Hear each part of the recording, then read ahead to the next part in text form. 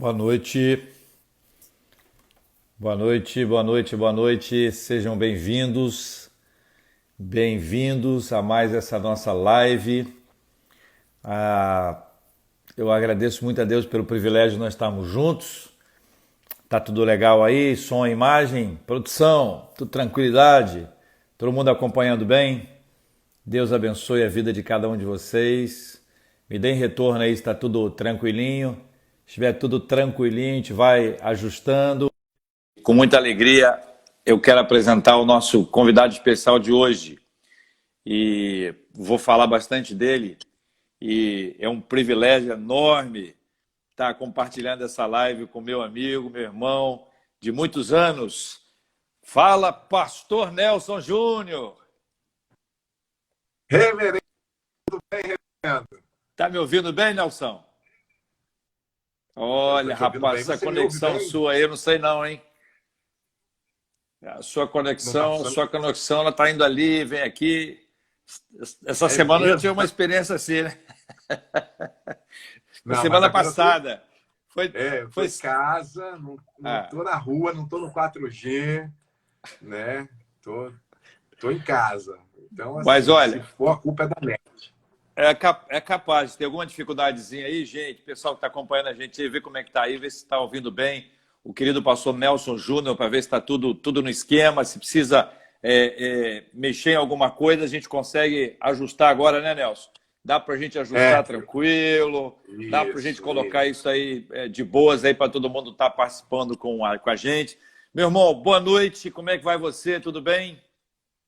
Eu estou feliz demais. Para mim é um privilégio tá com você aqui nesse nosso bate-papo. Agradeço esse convite. Sou seu fã.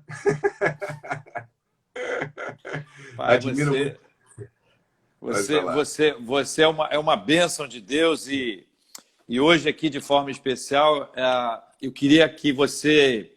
A gente vai conversando, né? Mas compartilhasse um pouco daquilo que você tem sido colocado no lugar para poder realizar uma obra de Deus, porque tem coisas que a gente observa na nossa vida que Deus separa as pessoas para algumas ações, né? Todo mundo faz muita coisa, todo mundo pode servir em muitas áreas, mas existem áreas específicas em que Deus nos coloca e diz, olha, eu quero que você faça isso, porque isso aqui é o meu projeto, é o meu propósito. E acaba se tornando, para nós, aquilo que a gente vai chamar de a nossa vida, né? A nossa vida é isso. Quando você passar o tempo, olha para trás, como é que foi? O que você fez? A minha vida foi isso e tal. Mas eu queria, Nelson, pedir a você que contasse. Eu vou iniciar isso aqui depois de muitos anos, quando eu reencontrei o Nelson e eu falei para ele que estava muito feliz de ele estar indo lá na rádio para a gente interagir. E aí depois eu falei, pô, você é de Vitória, a gente estava conversando sobre esse assunto, e aí ele falou que ele me conhecia de um tempo em que as coisas estavam acontecendo em Vitória de uma maneira especial. Conta a sua perspectiva, o seu olhar sobre o que você viu naquela época, e a sequência a juventude mudou muito de lá para cá? Então, para os amigos aí da Igreja das Américas, né, conheço o reverendo quando eu ainda era adolescente. Ele era jovem, né? Eu era adolescente, né? Hoje a gente percebe como que as coisas mudaram, né? Em relação não só a essa questão de juventude, que é onde você abriu o nosso papo, como também em relação até ao posicionamento da Igreja Evangélica hoje no Brasil, né? Por exemplo, eu conheci o reverendo, né, J.R. Vargas, quando ele era locutor e tinha um programa que eu acho que era o único programa. Só existiam 2 programas na época cristão, evangélico. A Deus é Amor, Davi Miranda orando, né? E na época, né, ele não era reverendo, ele era um jovem apaixonado pelo reino de Deus, que era o JR, né? Eu lembro, né? Comunicando, JR, né? Geração Alegria. É isso aí. É isso aí. Na 620 AM, acho que era a Rádio Vitória naquela Rádio época. Vitória. E você fazia rádio numa época que o contexto do evangélico no Brasil era bem diferente de hoje, né? Naquela época, crente era carochinha, era bitolado, né? Era um negócio assim, e você é um percussor nessa área, e você fazia o encontrão, que também era uma coisa assim quase que escandalosa, né? Porque você não fazia numa igreja, o que era naquela época. Eu estou falando que é 1990, 92, alguma coisa por aí, né, JR? Que minha mente também já está Menos. menos que isso. Menos que isso. Final dos anos 80, começo dos anos 90, nessa época aí. 89, 90, então. Por aí. Eu acho que era isso aí. Então é isso aí. Então é 89, 90, é verdade. E aí, eu era um adolescente, mas aquilo era radical demais. E o que era? Era um culto que não era numa igreja. Era numa segunda-feira e vinha jovens e tudo mais. Então foi assim que eu conheci a vida. Sua vida sempre me influenciou, porque realmente aquele programa era a única. Não tinha internet naquela época, não tinha youtuber, não tinha influencer, né? A gente só tinha uma livraria evangélica aqui em Vitória, então era uma coisa bem escassa, né? E realmente aqueles programas da manhã que você fazia marcaram a minha vida. E eu estou falando isso de verdade porque, assim, quando eu te reencontrei, né? Para mim foi assim realmente uma coisa muito significativa, porque de fato todas as manhãs eu te ouvia no programa e realmente era tudo que se tinha, não se tinha mais nada, né? Tinha também assim, mas isso foi logo depois, né? O Vinho de Verde do Reverendo Caio Fábio, que era aos sábados de manhã, era o máximo, era essas duas coisas que eu tinha na minha adolescência, né? E na minha juventude e tudo mais. Então muito bom te reencontrar. E aí nos reencontramos agora com esse projeto, que é onde te engata na pergunta que você me fez, né? Para os que não conhecem, o pessoal que está aqui nos assistindo, os irmãos aqui da Igreja das Américas, em 2000 eu sou pastor desde 1998, né? Então são 22 anos no ministério pastoral. Fui ordenado na Igreja do Nazareno como pastor e fui ordenado muito cedo. Nesses 22 anos de ministério, em 2010, eu recebi um presente de Deus que eu nem imaginava, né? Eu comecei uma campanha na internet, Twitter, chamada Eu Escolhi Esperar. O que eu usava esse movimento, essa campanha? Era para falar sobre vida sentimental e sexualidade. Eram dois assuntos que não se falava, né, muito. Não tinha Instagram, só tinha Orkut e Twitter na época. O Twitter tinha acabado de nascer, né? E para minha surpresa, reverendo, o negócio, em 2011, 3 meses depois que eu criei, viralizou na internet, né? E a gente fazia isso aqui que a gente está fazendo agora. Na época não chamava live, era TweetCam. Era o único, nem o YouTube tinha essa opção, era TweetCam. O primeiro a fazer foi o Twitter, que você podia fazer transmissão ao vivo, né? E aí, eu lembro que na primeira transmissão que eu fiz, deu 10 mil pessoas. Imagina, eu era pastor de uma igreja pequenininha em Vitória e pela primeira vez na vida estava falando para um público de 10 mil pessoas me assistindo numa sala, assim, né, ao vivo. E aquilo, eu falei, meu Deus! E aquilo foi crescendo, e aquilo ia parar nos assuntos mais falados do Brasil e chamou a atenção da imprensa. E aí, quando chamou a atenção da imprensa, né, aí tomou uma proporção social, uma relevância social, aí dei entrevista em vários programas de televisão e explodiu no meio evangélico. Então, assim, esse é um resumão, né, de como que eu fui parar no Eu Escolhi Esperar, que é essa campanha aí que cresceu muito. Então, eu precisei fazer esse panorama geral para que os irmãos que estão aqui da Igreja das Américas e o pessoal que está vindo, né, às vezes aí dos meus seguidores. O Instagram está com um probleminha, né, o reverendo? Eu, por exemplo, eu tenho 300 mil seguidores, 325 mil seguidores, eu, Nelson. Né? E eu estou fazendo minhas lives e alguma coisa está acontecendo, acho que é muita gente fazendo live, e as pessoas que me seguem, elas não recebem a informação de que eu estou online. Né? Então, tá um negócio meio... Acho que eles estão com sobrecarga. Mas, Nelson, aí você entendeu que Deus estava te conduzindo para desenvolver essa ideia que tanto envolvia a questão sentimental quanto a questão da sexualidade. Como é que foi o desenvolvimento disso país afora? Aí, então, a gente aconteceu esse fenômeno na internet, hoje é um fenômeno. Eu acho que o primeiro fenômeno virtual, nessa onda de projeção que a internet dá a anônimos, né, talvez o nosso ministério tenha sido o pioneiro, né, que foi em 2011 na internet. Então, a gente se tornou o Twitter mais relevante evangélico do Brasil em 2011. Eu lembro que em 2011 tinha um prêmio ESSO, sabe? Um prêmio de publicidade, que nem era evangélico. E eles levantaram os 10 Twitters mais relevantes do Brasil, que tinha mais engajamento em 2011. E nós ficamos em 10º lugar. Né? Eu lembro que tinha o Kaká no topo da lista, jogador de futebol. Tinha o Rafinha Bastos, que era na época ele era do CQC. Né? Aí tinha outros artistas, eram só celebridades, e eu escolhi esperar aparecer entre os 10. Ganhamos um troféuzinho e tudo, desse negócio de publicidade, e a gente se tornou uma referência. Aí explodiu, reverendo, o Escolhi Esperar.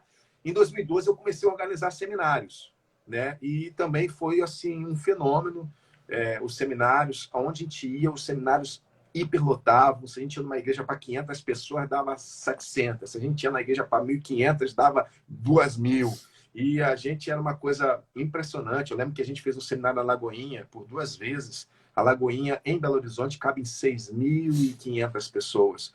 O pastor Márcio Valadão teve que fechar a igreja de tanto jovem que brotou para falar do tema.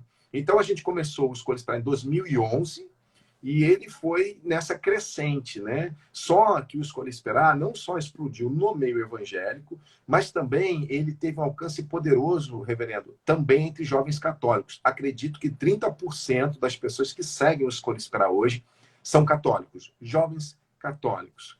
Né? E aí, também com isso, ganhou uma relevância social, né? Que é o quê? Foi justamente as aparições na mídia. Eu acho que dos pastores evangélicos, nos últimos anos, eu talvez tenha sido o pastor que ganhou mais destaque na mídia, no sentido de, como eu vou dizer, né? De projeto. Né?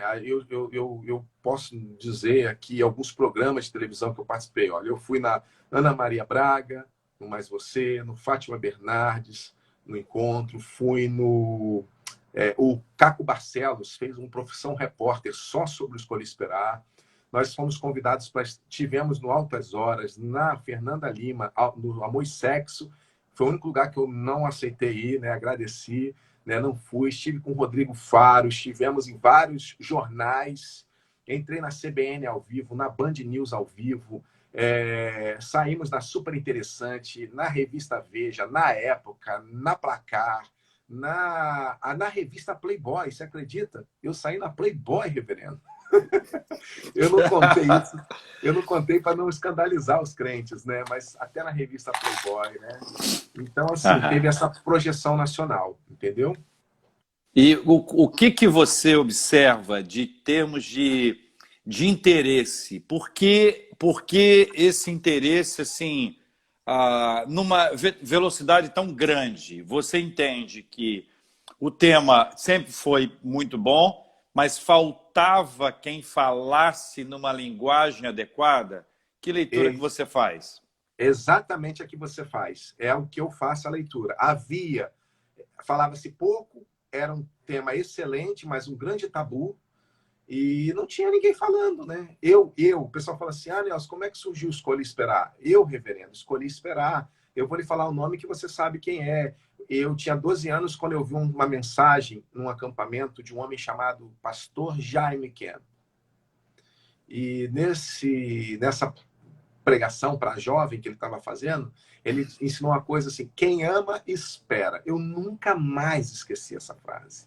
E ali, naquela ministração do pastor Jaime Kemp, eu escolhi esperar. Eu falei, cara, eu quero isso para minha vida. Eu tinha 12 anos.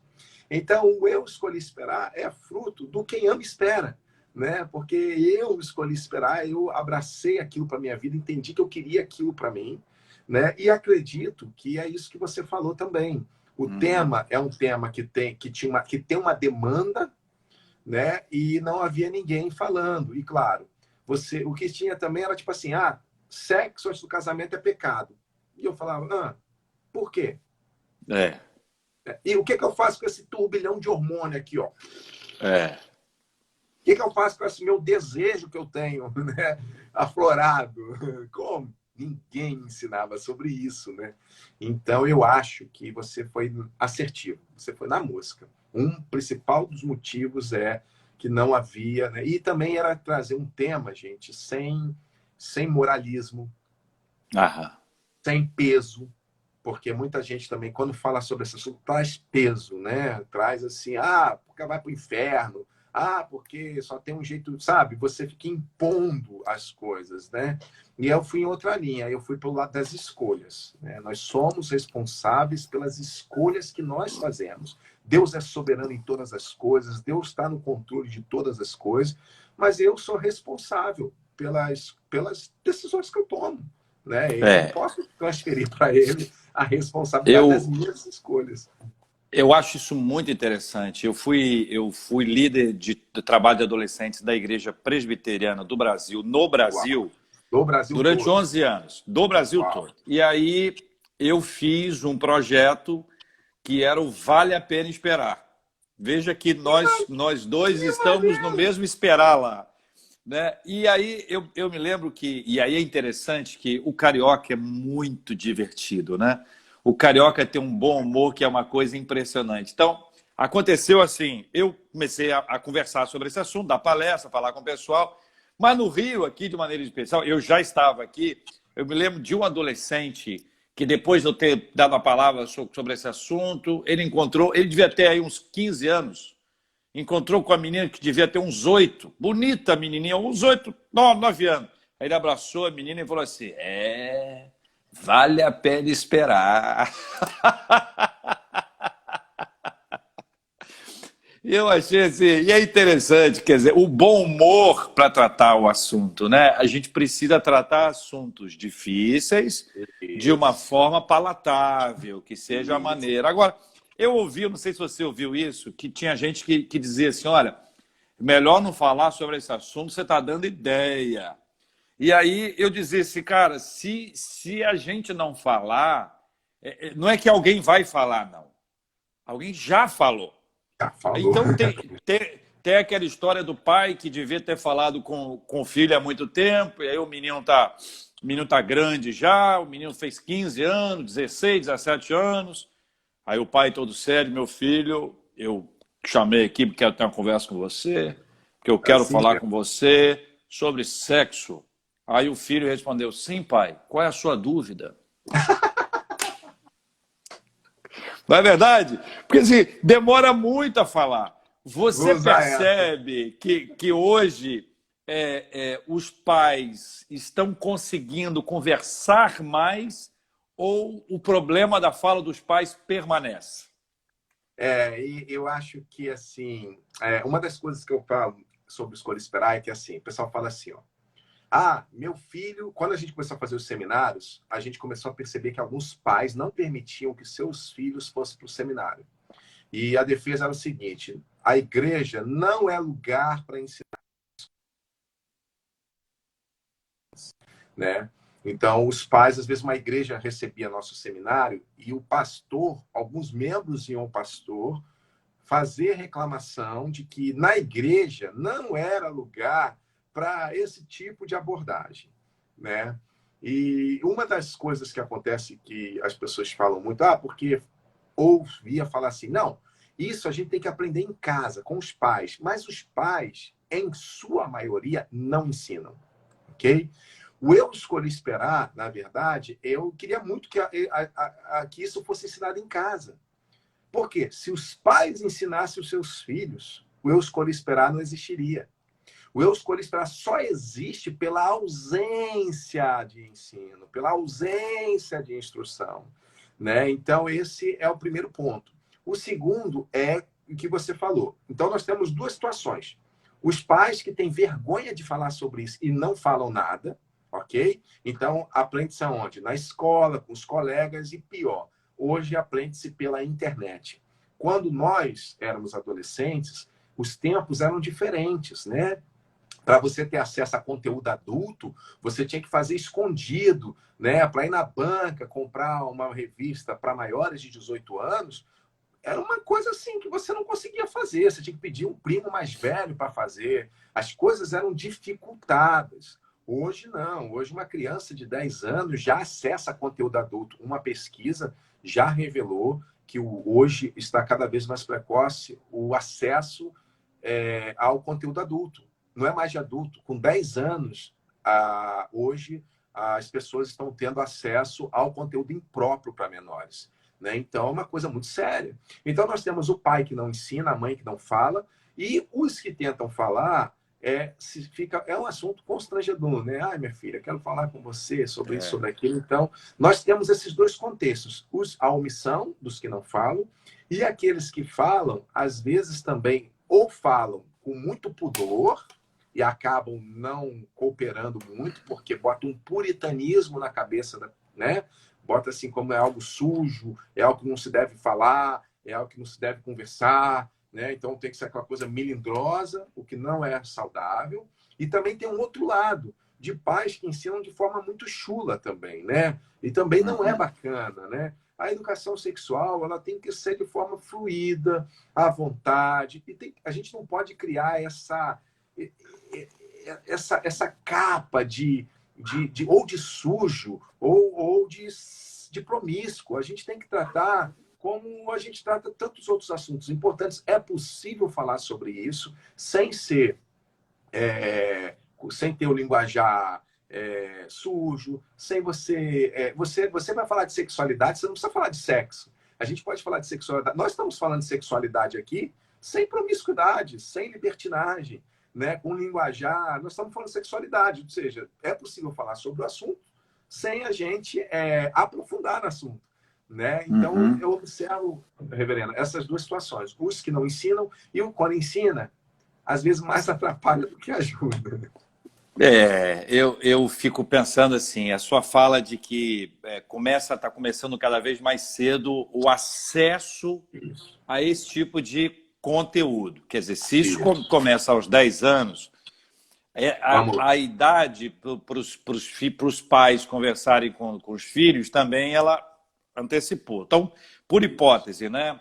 Uma pessoa que tem hoje um filho, um filho adolescente, a pessoa tem 35, 40 anos, se ela não passou, né, se ela não teve esse tipo de instrução, se ela não desenvolveu essa habilidade, ela vai ter muita dificuldade da fala, que você vê que são grupos de... Você tem hoje um grupo que quer ser amigo.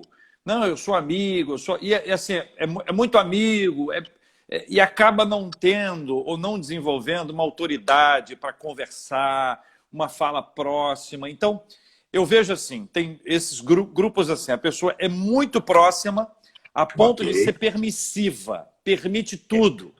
Então, olha, mãe, eu quero, não quero que você faça na rua, faça em casa. Ótimo, isso. Então, é muito amigo e é permissivo.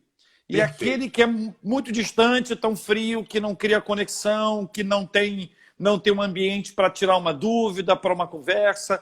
Você vê isso e como é que você acha que a gente consegue resolver isso?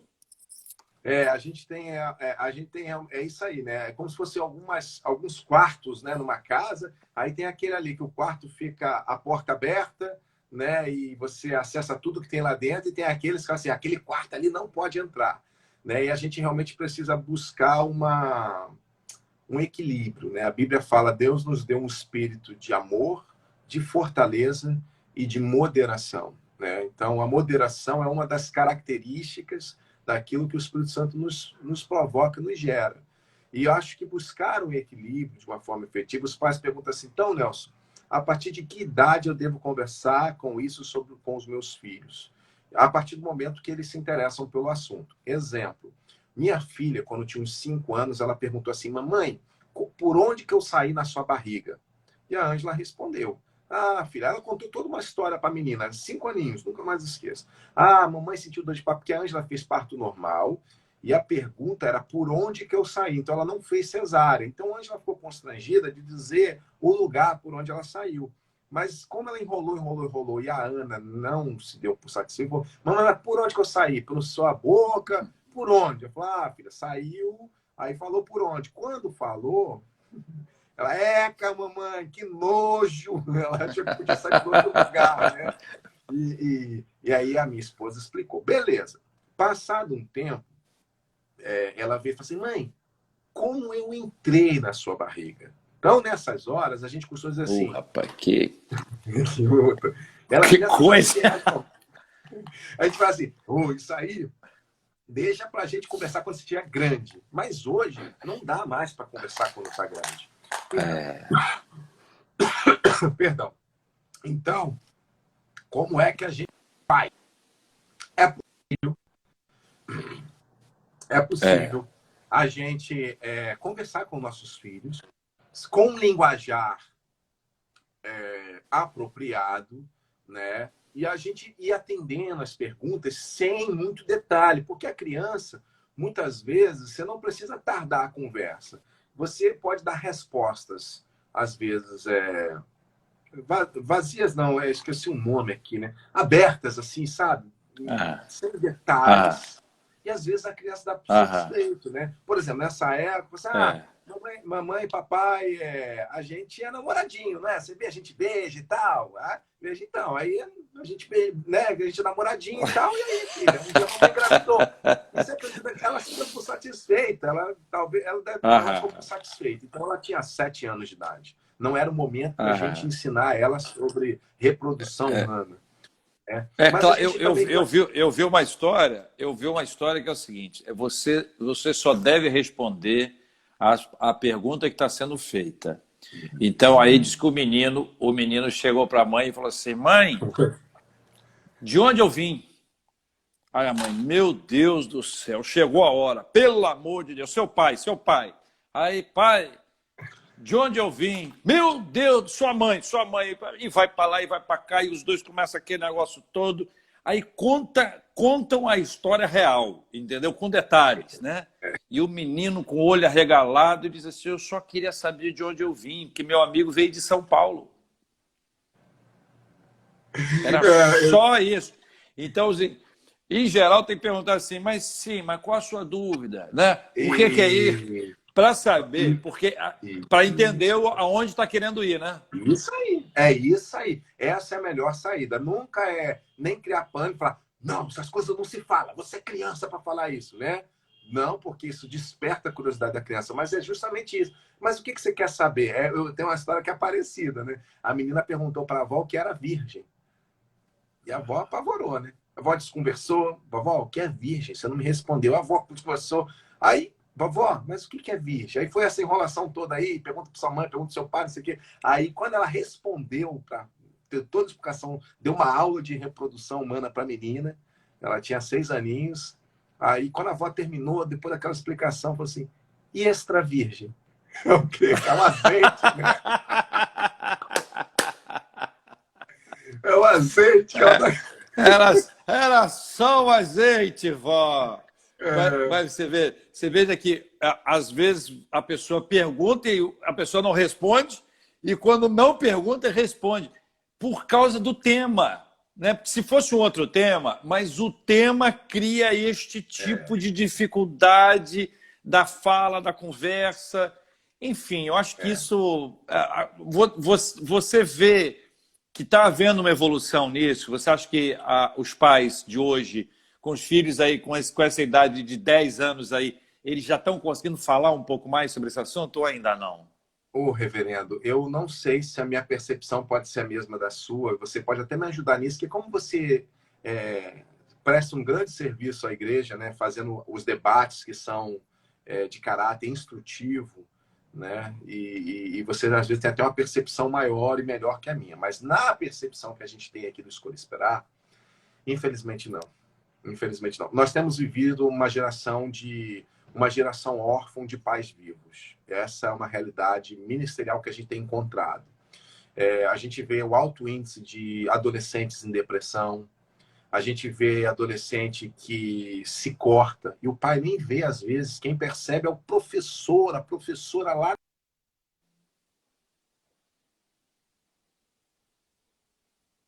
Travou, Nelson. Você está me ouvindo? A gente não está te ouvindo mais. Deu uma travada. Vamos ver se você retorna aqui para a gente continuar. Hello, hello, Nilson, hello. peraí, deu uma travada. Você estava falando, você parou aqui na É, hora que o adolescente se corta e os pais não veem, quem vê é a escola. Está nesse ponto aí. quem quer escola é um exemplo. O alto índice de gravidez, o alto índice de adolescentes em depressão, isso é assustador. E de adolescentes também com pensamento de suicídio. É mais comum do que a gente pensa. Quando a gente faz os nossos seminários, vamos supor num auditório de 500 adolescentes e jovens, quando eu falo assim, quem já pensou em tirar sua vida, tamanha dor que você sente? Você não quer se matar, mas você já passou pela sua cabeça. Né? É impressionante. É tipo assim, quase 50% do auditório já passou por esse sentimento, ou de depressão, ou até mesmo de suicídio. Quando eu falo assim, quem aqui já se cortou e tem pensamentos ainda que volta e meia você é tanta dor que você quer se cortar, e eu chamo, num auditório de 500, dá 100 pessoas no altar para a gente orar. Então, é um índice muito alto. Eu, quando eu comecei a fazer esse tipo de oração, para falar sobre isso, eu achei que eu ia atingir, em 500 pessoas, atingir 10. Eu pensava. Então, eu tratava com muito cautela. Depois eu fui vendo que em qualquer lugar do Brasil que seja, independente da denominação, é esse assunto, e os pais não percebem. Os pais, os filhos estão bem. Então, me parece que a gente tem uma geração órfã de pais vivos. E há todo um desajuste social que a gente vê isso se refletir aonde? Em comportamento. Então, os comportamentos dos adolescentes de hoje, na verdade, é para chamar a atenção de uma carência que eles trazem de dentro de casa. Essa é a minha experiência, né?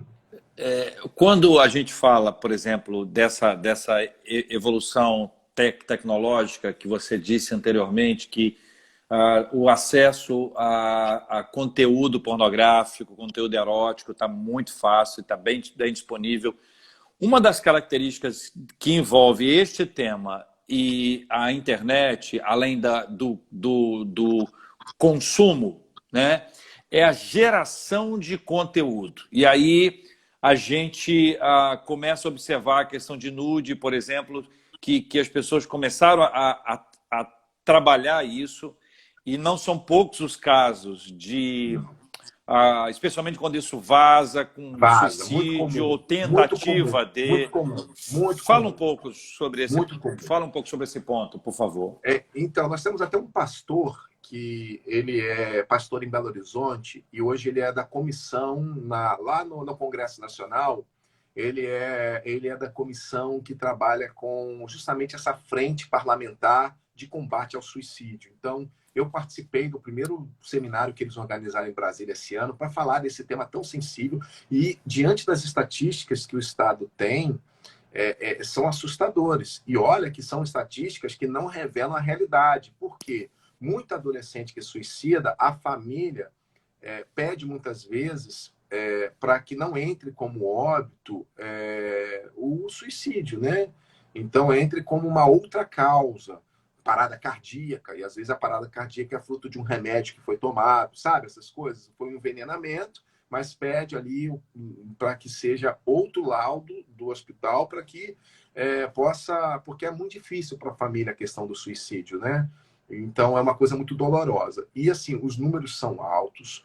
O número de adolescentes hoje em relação à depressão é muito alto. Nudes, que você falou aí, é um problema de segurança pública. O Ministério da Justiça hoje, ele tem aí a Secretaria de Segurança Nacional. Eu não sabia, 62%, se eu não me engano, porque eu escrevi sobre isso um dia desses, 62% dos nudes são trocados entre menores, né? E a cada 10 nudes, parece que 4 ou 5 vazam na internet, né? Por quê? Porque quase sempre quem manda o nude é a menina, e quando aquele relacionamento termina, quase sempre, ou por vingança, ou para tirar proveito da vítima, né? A pessoa do outro lado, portador, que tem o nude, ela acaba usando aquilo como moeda de troca para extorquir, né? Seja financeiramente, seja emocionalmente.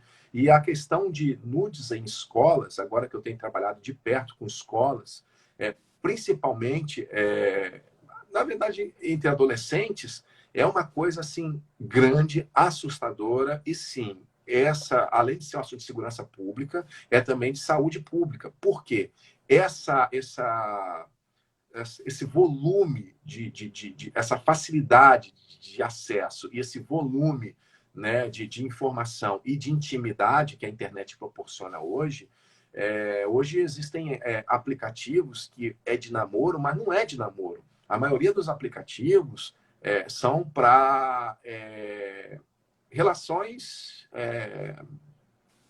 sexuais, para superficial, né? Para uma transa. Estou tentando polir o nome aqui para nós. Descompromissada, né? Sem nenhum É tipo de... descompromissado. É para ficar, mas não é ficar igual antigamente, né? O ficar hoje é ir para a cama junto. Às vezes não sabe nem o nome. As pessoas marcam em qualquer lugar e fazem em qualquer lugar. Então, assim, é generalizado. Os adolescentes hoje, eu não sabia, mas os adolescentes hoje, a média de iniciar na vida sexual hoje está em 12 anos para as meninas, 11 anos para os meninos, né, de iniciar a vida sexual.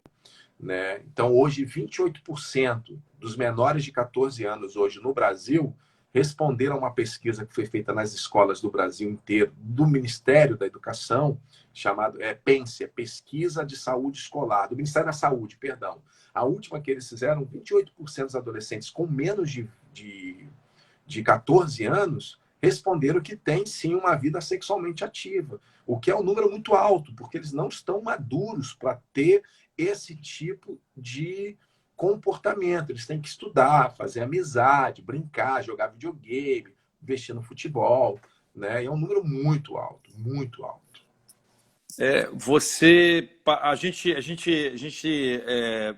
teve junto recentemente falando, né, especialmente sobre essa campanha que o governo fez no carnaval agora, não foi? Que trazia a temática da abstinência, né?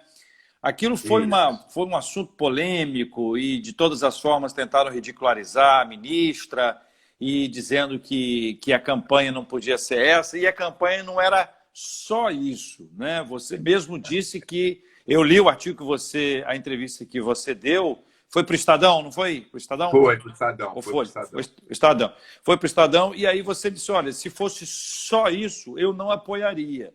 Mas tem um conjunto de coisas que inclui isso. Primeiro, Nelson, na sua opinião, por que as pessoas reagem tanto quando se proclama abstinência? Por que você acha que existe tanta resistência a isso? Então, eu descobri algo muito interessante no meio dessa confusão toda que aconteceu no início do ano. E umas que me surpreendeu, eu estava falando com a ministra, e ela também, toda a equipe dela percebeu isso, é que, na verdade, os pais apoiam. A sociedade brasileira, a gente percebeu que houve adesão. Né? Houve uma aprovação, porque qual pai, qual mãe, né, vai querer que uma criança de 12 anos inicie sua vida sexual? Né? Qual vovô, qual vovó? Ela pode ser de qualquer religião, ou até mesmo não ter religião, ela pode não crer em Deus. Não é algo que se deseja para os filhos e netos. Né? Há um consenso comum de que realmente há um tempo certo para a iniciação sexual. Até porque muitos pais tiveram relações fora do tempo e hoje, que estão como pais numa vida madura, reconhecem que quando fizeram isso, não foi legal, não foi uma experiência bacana, não foi o tempo certo. Então, para minha surpresa, reverendo, assim, teve uma adesão da população. O que aconteceu foi assim, uma fúria que nos assustou, uma fúria da imprensa. Isso realmente isso me assustou. Eu lembro que quando a primeira informação que vazou, porque teve um seminário, o governo organizou um seminário lá para conversar sobre o tema. Naquele seminário que foi organizado, eu fui convidado para estar lá, eu dei uma palavra, e a partir dali houve um levante assim de assustador, né? Primeiro porque não era de informação, era de contra-informação. Então, uma coisa que me assustou foi a falta de honestidade da notícia, né? Você pode até, se você traz dados científicos que comprovam a notícia ou que combate a ideia, tudo bem. Olha, eu lembro, reverendo, que eu dei entrevistas para The New York Times, eu dei entrevista para The Guardian, eu dei entrevista para o Globo, eu dei entrevista para a revista Veja, tudo falando sobre abstinência sexual. Eu vou falar esses 4, porque esses eu lembro assim, foi 1h30. Não publicaram uma linha do que eu falei. Por quê? Eu embasava tudo. Eu embasava, primeiro, constitucionalmente, depois eu falava sobre saúde, depois eu trazia os embasamentos científicos, as pesquisas científicas na área da saúde, eu falava sobre segurança pública, eu falava sobre assistência sexual, eu falava sobre educação e economia. Era 1 hora respondendo todas as perguntas. E me assustava, não saía uma linha. E aí saía o quê? Saía, às vezes, meu nome ali, usava o Escolhi Esperar para dizer que o governo queria transformar um movimento religioso num projeto para dentro das escolas e que estava botando em risco a vida dos adolescentes. Então, por isso que até apelei, falei, pelo amor de Deus, MK, lá na 93 FM, né? Falei, me dá uma voz, deixa eu falar, me ajuda. Eu precisava falar naquele dia. Eu lembro que eu entrei assim, eu tinha acabado de dar uma entrevista naquele dia para a revista Veja. Eu tinha acabado a ligação e eu falei, eu preciso entrar no ar agora, numa rádio, no Rio de Janeiro, para ser ouvido. E aí eu desliguei a entrevista e eu estava tão assim, já cansado e... Então, o que aconteceu foi isso. Houve uma aprovação popular, mas houve uma reprovação impressionante dos veículos de comunicação. Isso realmente me assustou, sabe? Porque eu mostrava os dados. Tanto é que eles usaram informações escondendo a verdade.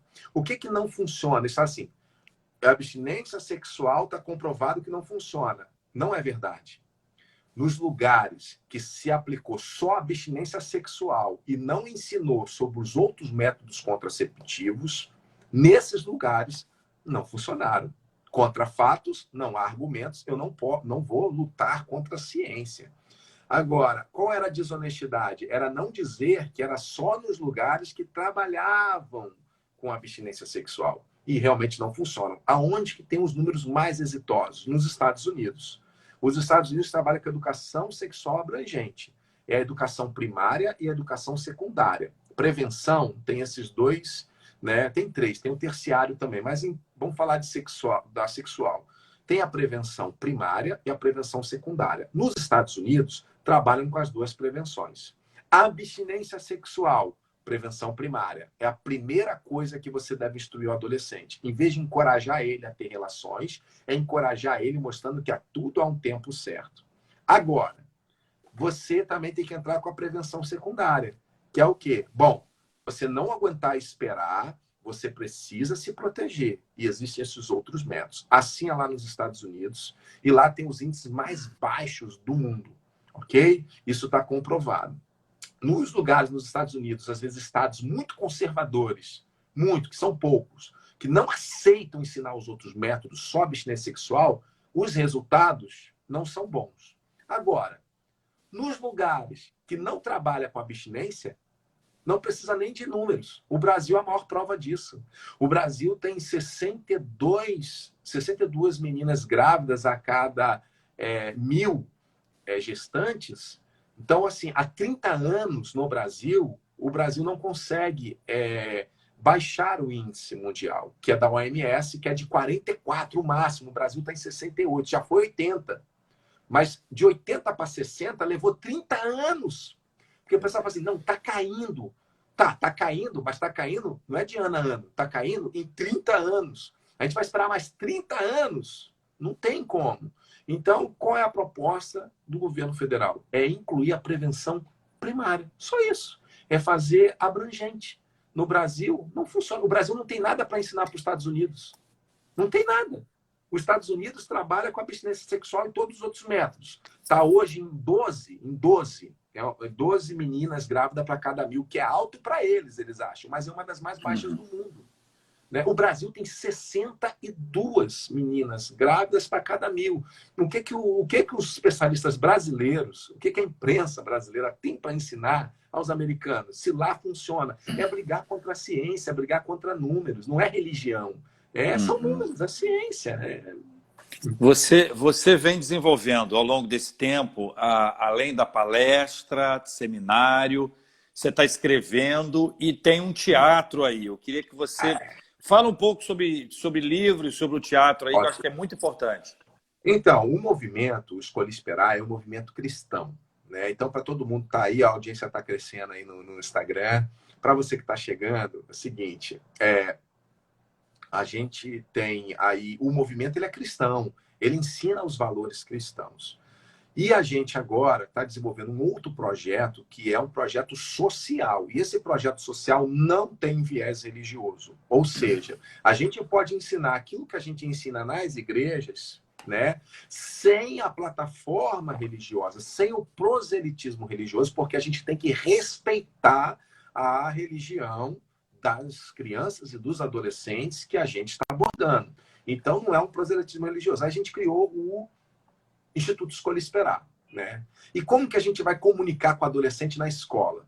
Né? A gente não vai levar religião, a gente vai mostrar só mesmo escolhas e consequências, mostrar todos os métodos e, claro, falar que esperar é saudável, que esperar não faz mal, que ele não precisa sentir vergonha, porque adolescente tem muitos... aquele negócio de pertencimento, né? Ele quer pertencer a um grupo. E há uma pesquisa que revela que muitas adolescentes perdem a virgindade por pressão dos amigos. Você sabia? Eu não sabia. Vi lá nos dados do Ministério da Saúde. Né? Então, dos adolescentes que iniciam a vida sexual, mais da metade diz que é por influência dos amigos e não por causa dos hormônios. Olha que coisa impressionante. Né? Então, às vezes, até cede pelo outro e não por si mesmo. Então a gente quer mostrar o quê? Se você escolher, não tenha vergonha, tá tudo certo, né? Você não precisa ter, não é porque todo mundo faz, você tem que fazer. Se você não se sente preparada para fazer, pronta para fazer, tá tudo certo. Espera, pronto. E aí a gente só mostra isso, escolhas, consequências, só. A gente vai fazer isso, não adianta eu entrar lá e dar uma palestra igual eu dou numa igreja, né? Imagina, uma classe de adolescentes. Então, a gente criou duas estratégias. Uma é o teatro. A gente vai, através, usar a arte, que é algo poderoso. Né? A gente já tem um grupo de teatro, estamos com 6 atores, que já está terminando a peça para a gente rodar as escolas assim que voltar às aulas. Acho que lá para junho, a gente já começa a rodar as escolas se as aulas voltarem, né, nas regiões. Então, a gente vai nas escolas com teatro. E a gente também...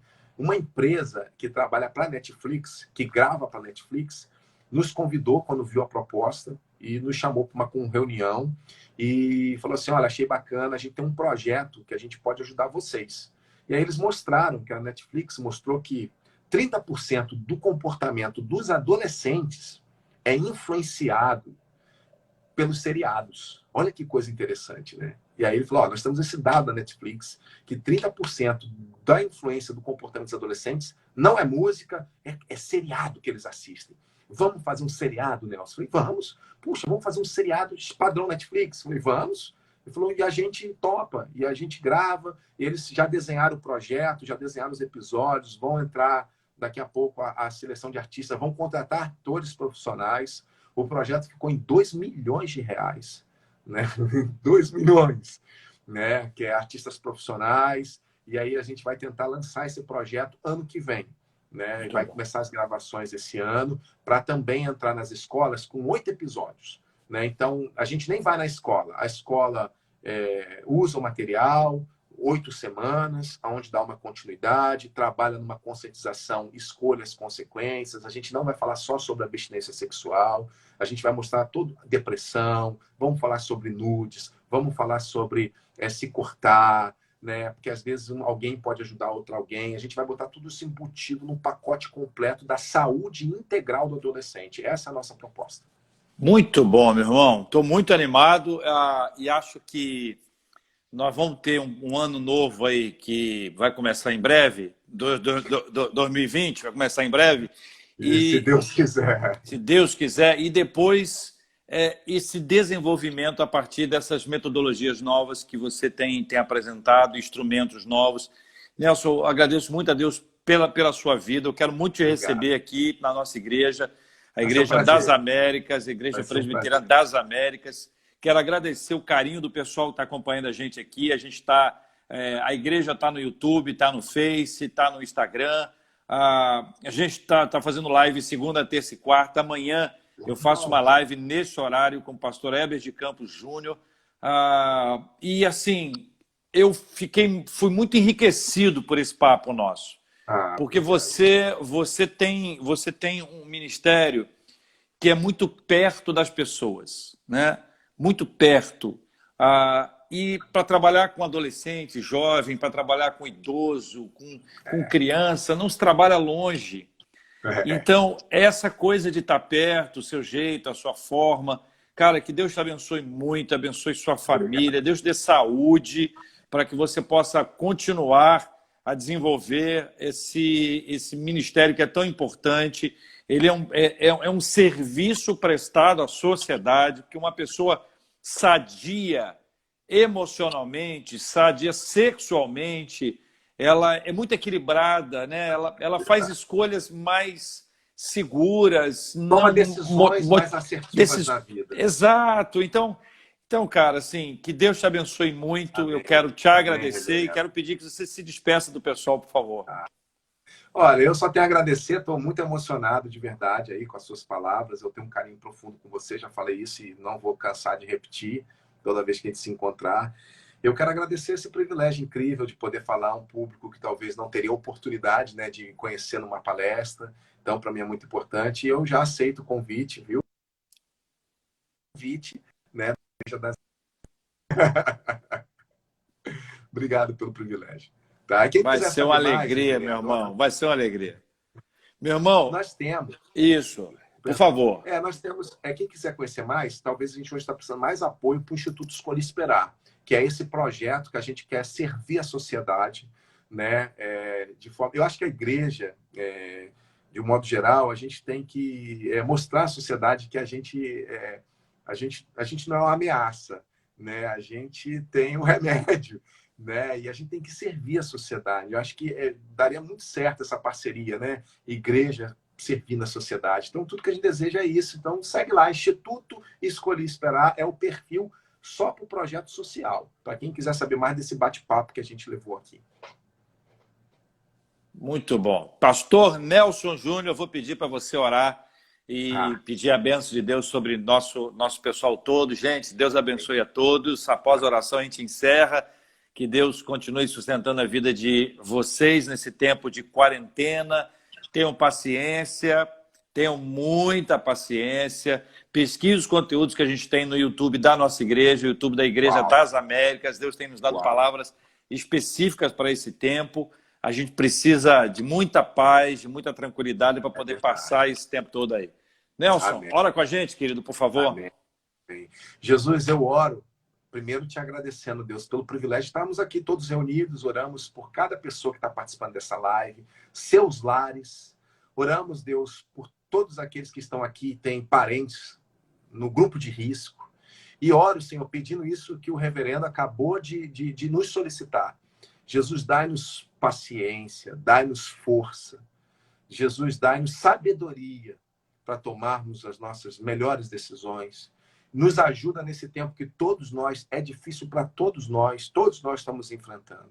Nos fortaleça, Jesus. Visita cada lar agora, cada casa. Visita cada ente querido, Senhor, e despeja sobre nós as mais ricas bênçãos. Cuida, Senhor, daqueles que precisam economicamente ou financeiramente, estão passando por um momento difícil. Que o Senhor possa trazer força, paz ao coração, para saber que o Senhor está no controle de todas as coisas e que é do Senhor que vem a nossa provisão.